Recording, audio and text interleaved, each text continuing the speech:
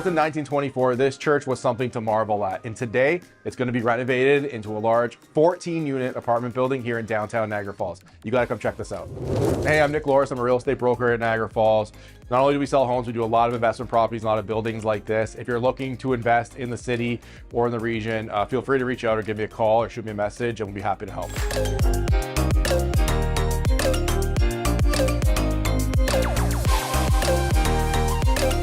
Okay, so come check out the behind the scenes of this project. Here's the future grand entrance. We have 12-foot ceilings across the entire main floor. It's going to make for very high-end luxury apartments. You can see all the old woodwork. You can see room to room over here, the foundation, the structure of the future apartments that will eventually be here. So we had to brace the ceiling. Obviously, this building was built in 1924. So as you can see up top, we had to put all new bracing to secure the floor. Obviously that wood's very old. We had to fix the ceiling over here. So we had to knock down walls, take plaster off, reinforce all the flooring over here. We also had to reinforce the structure here and there. So if you come over here, this is going to be another area where there's going to be a newer apartment. There's going to be stairs here that goes to another level. There's a 2-story big section back there that's going to be about 6 different apartments. Okay, so duck your head and come with me. We're going to go to the back of the building. So you can check out this massive space. This is a huge former gym. There's 24-foot ceilings. This is going to be a 2-story part of the project. We're going to have 6 units in here. There is potential to put a 3rd story up. That 3rd story, to do that addition, would probably cost $400,000. So we might be doing that. We have the zoning for it. It's R5 zoning, so we could technically go up 5 stories. Right now we're going up 2. Really, it's the premier zoning if you want to do any type of apartments, condos, or anything sort of in Niagara Falls. Definitely had value when we purchased it. When we purchased it, it had R5 zoning, so we did not have to go through the process of rezoning with the city. So we knew when we picked up this property that we're going to be able to do what we want with it. When you own a vacant property like this for so long, things are going to come up. One thing that did come up was the roof sort of caved in up here from a lot of snow that we've had over the years. So just recently this year, we had to reinforce it all. You can see the structure, the 2x10s that we had to put in, and all the bracing across and all the large bolts to secure that. That's just one of the things you need to do when you own, a property like this.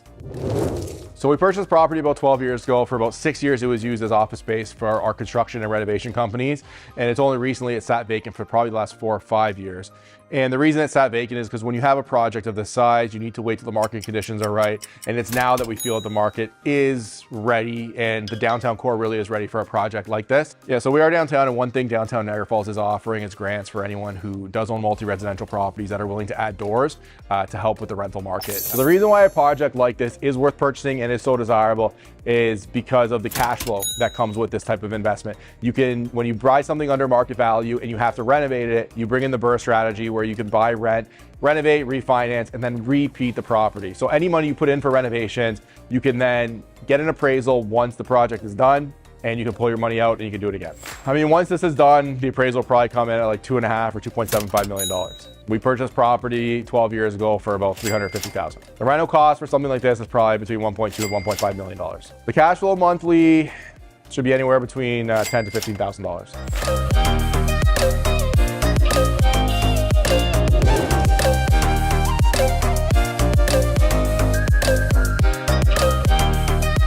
So we're up on the 2nd floor here, which will be the penthouse units. Watch your head when you step through here.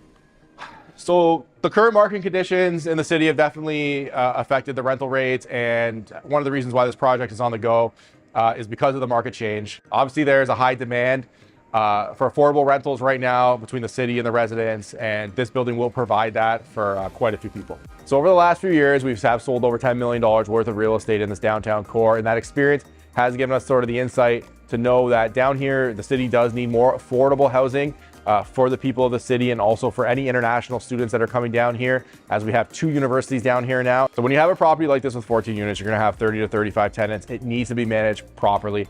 That's usually not something the owner can take on. You need to have someone that's around the clock that can answer the tenants' concerns. By hiring a property management company, it's an upfront payment. It's an upfront investment, but that's probably going to save you money long term. A big part of that is preventative maintenance. The property management company can find things well before they even happen. Whereas an owner, if you own the project and you just sit back, things are going to happen. You know things are going to happen. So it's a good idea, and we're going to hire a property management company. The property management company manages the tenant's concerns, essentially. It also does preventative maintenance. It makes sure the building is running smoothly. It makes sure all the checks that need to be checked on a monthly basis happen. Okay, so we're here with the contractor of the project, my father, Nick Sr. Nick, how long does a project like this take? What comes with it? Have there been any stresses when you've owned it, while you're renovating it? What's been going on? Well, a project like this would probably take about 9 months to complete. As you know, renovation takes longer than newer construction because you're always adapting to what's here as opposed to installing something new. We're always redesigning because we run into different applications where certain things don't match, so we have to adapt accordingly. As you know, renovations cost around 1.5 times more than new construction, and because the pace is slower and the labor costs are much higher.